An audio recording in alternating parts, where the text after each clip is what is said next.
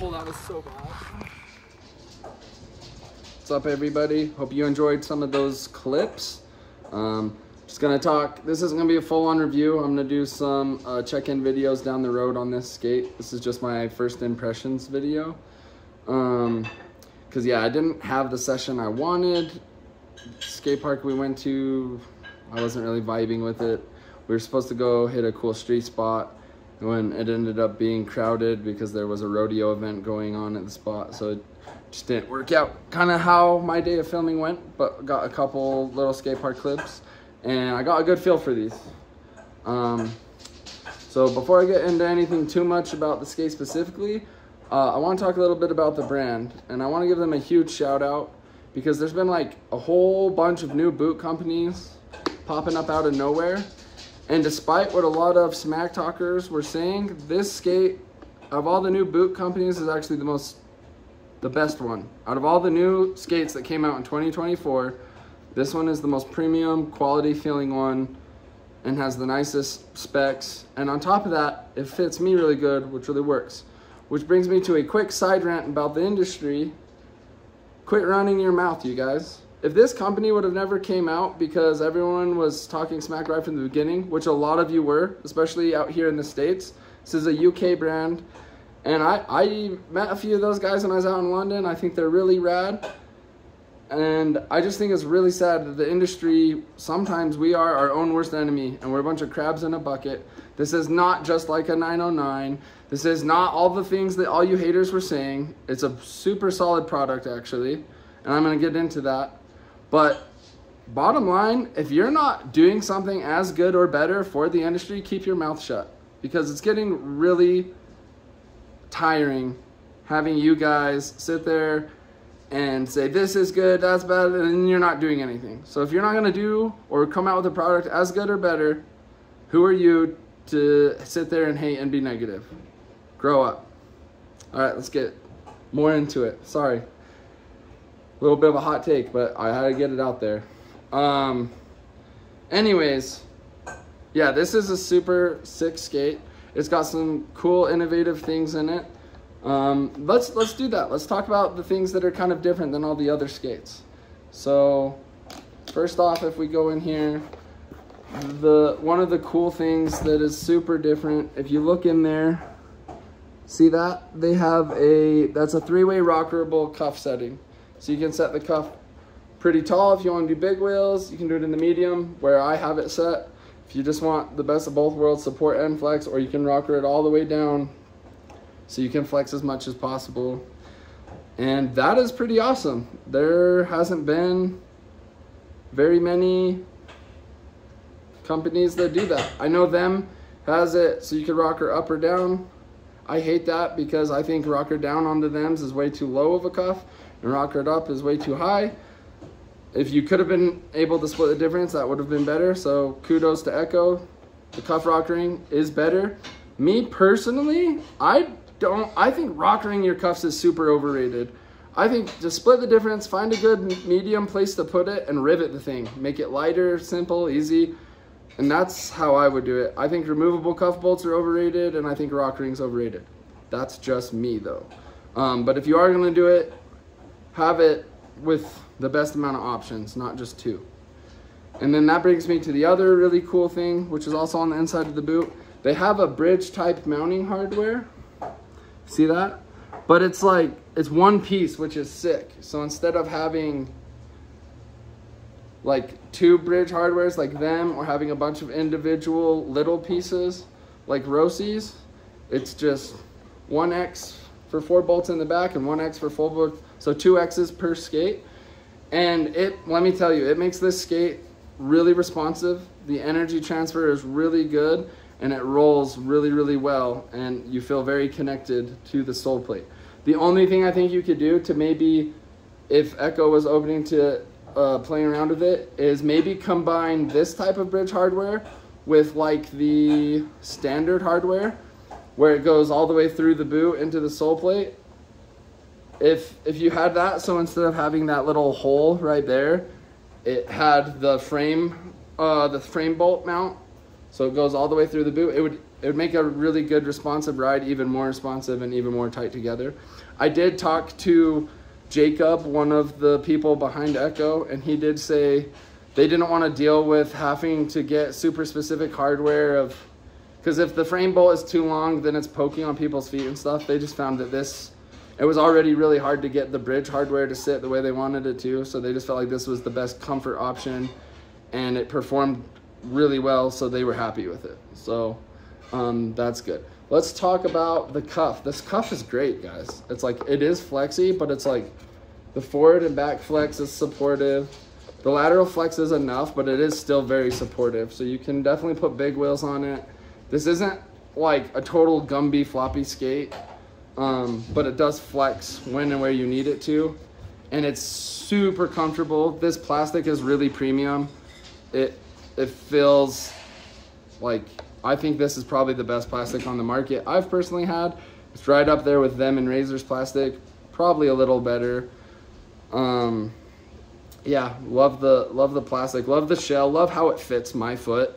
If you're one of those people in that cursed 9.5, 10 foot, or if you're like a 9.5 and really wide foot like me, this is a great option. The toe box is wide. Yeah, it's a really great fitting boot for me, very comfortable. And then that brings us to the buckle. The buckle's nothing special to write home about. It's a buckle, it works. The cuff does have good buckle protection. The hardware does sit nice and flush, so it's not tearing up your liners and stuff. So that's always really nice and a good bonus. And yeah, let's bring it down to the sole frame. Or not sole frame, just the sole plate. And we'll talk about the frames in a second. But the sole plate is actually not that big. So a lot of people are like, oh, it's a them 909 with just a bigger sole plate. The sole plate is actually about the same size, maybe a little bigger than the them or the Rossi's M12. But not by much. It might be 1 millimeter wider all the way down than the Rossi's M12, which I think is about the same. Like up here is actually narrower than the Rossi's M12, but the hill fin is wider than the Rossi's M12. So I think it's actually pretty similar. The negative is a tiny bit wider than Rossi's M12, but what they did is instead of making it like curve really rounded, they made it kind of squared out and even all the way down, so it's shaped almost more like a SL sole plate kind of, and it makes for it to lock really well actually. And when you're carving, your sole plate doesn't skid out as much as other skates. It's crazy because it is technically a pretty small sole plate, but you can lock topside on it fine. You lock round rails and everything fine. It's not scary. It's weird, like when I skate M12s, I'm really apprehensive of like, okay, I have to lock perfect or I'm gonna slip out. This one, I don't know if it's the look down or what, but I feel really confident that it's gonna lock, and it does. So it's a kind of a skinny sole plate, but it skates like a big one. It's kind of cool in that realm. I really like that. Now let's talk about the stock frame. I have it here. It is pretty it's pretty tankish. It's not a good thing or a bad thing, but it is hefty, which is good because I think it means it will last for a long time.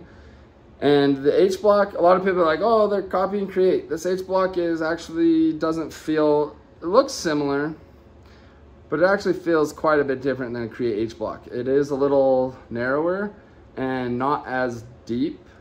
So to get boot down and stuff on this, you do have to bend your knees and work a little more than a Create or a Kaiser Fluid 4. That's what I think I'm gonna try on it next. The large Fluid 4s look pretty good on it.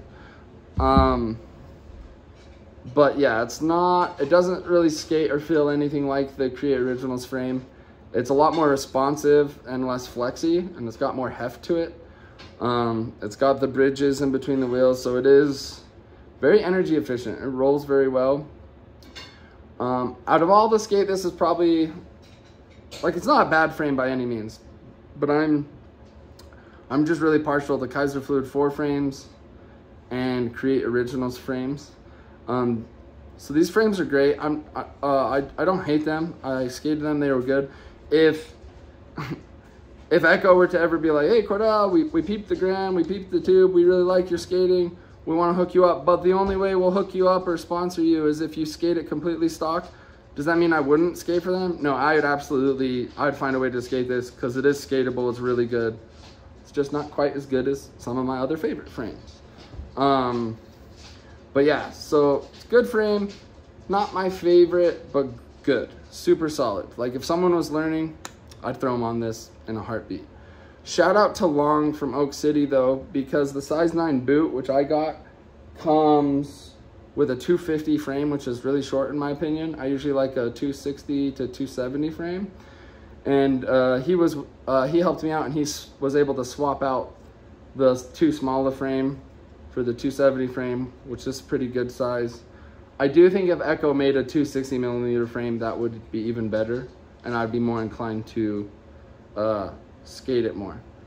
But yeah, so that's the frame, really good. H-Block works. Got definitely, yeah, it's just definitely stiff and a little heavy for my liking. The wheels are good. They definitely wear a little fast, but it's a stock wheel, so that's to be expected. But the texture of them is actually really good and really grippy. They actually kind of remind me of the Famous wheels, like the texture in urethane. They don't have the aluminum cores, but the urethane itself rides pretty good. I'm probably gonna keep riding those. That brings me to these anti-rockers though. I think I've spoiled myself with just UHMW anti-rockers where it doesn't matter how you lock, it's gonna slide. So with urethane anti-rockers, today I was getting kind of annoyed because you still can get wheel bite on urethane anti-rockers, and it is a little stickier, and you kind of have to use a little bit different technique or be a little more precise with urethane anti-rockers. And these are 101A, which is pretty hard, but in my opinion, I think they still felt really soft for anti-rockers, which not a good thing or a bad thing. I'm just partial to UHMW anti-rockers. So I'm gonna definitely end up skating it like this with the Kaiser frames and the UHMW, the Moonshine UHMW anti-rockers, and I think that's gonna skate a little better. So that's the frames. I did switch out the laces. I know I said it was gonna be a full stock review, but I don't like non-wax laces, so I just throw some wax laces on there. That's pretty minor. The normal laces I'm sure are fine and work good. I'm just picky. So now let's talk about the liner. This is actually a pretty good liner, especially for a stock liner. When I skated it with this thing in, with the stock liner, my toe hit the end pretty hard. And then when I took this thing out and skated it, mostly just in my basement. Most of the footage I was skating Intuitions, but I did skate this. I did try it, and when I took the heel padding off, it did give my toes more room, but the Velcro just made the liner feel really slippery in there. And so even though my toe had room, it felt like the whole liner was slipping forward and back, and my toes were kind of, if I landed hard or something, my toes would hit the end, and it was kind of painful, kind of annoying after like 30 minutes. And it was a comfortable liner, but it didn't hold my foot in that shell maybe quite the way I would have liked. And the heel pad, a lot of people said the heel pad is like not good, but it's just the same as the Intuition heel pad. It's not bad. It's nice and soft and squishy. Might be a little softer or pack out a little easier, but I think it's solid. And it has this nice, like, oh man, as far as wear and tear, I feel like this liner would last a really long time. Maybe if I were to get shoe goo or some sort of texture on here to make it have less heel lift and firm it up. But I love Tuitions, and Tuitions fit really well in this shell. So from here on out, I'm probably just gonna be skating them with Intuitions. But if you don't want to spend $200 on Intuitions, this is a solid option. You might just have to play with it to get it to work. The insole on this liner is definitely nothing to write home about. It's just a little floppy foam one. So I would recommend, if you're gonna skate the stock liner, you'll find more support, and it'll probably help you out if you swap out the insole to something maybe a little more supportive. Not a bad thing. All stock insoles are kind of like that. But that is something I would maybe recommend. I feel like it can help your performance, or at least your comfort, while you're out there skating all day. So that's the liner. But yeah, so those are kind of my first impressions, some things I noticed, some things I think about the new Echo Verve. The charcoal coloring is really good. I really like it. I definitely think I'm going to keep skating it. I only have a couple gripes or things that I would change. Is I do think the cuff rock ring thing, as cool and ingenuitive as it is, me personally, I think it's over-engineered. Just center it and pop a rivet on that bad boy. You could experiment and change with the bridge hardware, but you really don't need to. I think you could maybe save a tiny bit of weight if you made it one piece, so that you didn't have a mounting piece for the frame to the sole plate and then a mounting piece for the boot to the sole plate. But that's pretty minute. Yeah, I don't think that necessarily needs to be changed, but it would be something you could do to push one more innovative thing. A lot of people say this exact same mold as the Them 909. It is not. The heel area that holds your liner and stuff is way less sloppy than the 909. I think it actually fits, at least my foot, a lot better.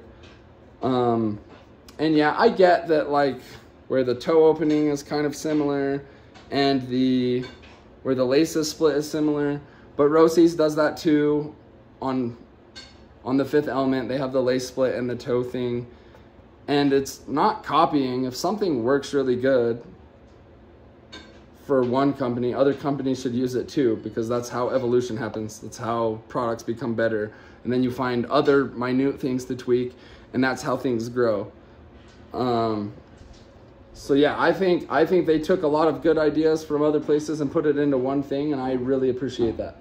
The only other gripe I have, actually, before I sign off, is these are pretty heavy. I'm not sure if it's the plastic or what, which gives them a nice, good, solid, quality thud feeling, but they are actually a couple ounces heavier than Fifth Elements, which I think Fifth Elements are the third heaviest skate on the market. I think blanks are the heaviest, and then you have like the Valo type skate, the Rossi's Dogma, is actually the heaviest, then the blanks, and then the Fifth Elements. So I think this actually just bumped the Fifth Elements down to the fourth heaviest skate, because I think this is we did weigh it on our chicken scale that you used to weigh meat in the kitchen. Yeah, we do things the ghetto way around here, but yeah, we did weigh them, and this was 4.4 pounds, and the Rossi's Fifth Element with basically the same setup was 4.26 pounds. So it's pretty close, but these are technically heavier.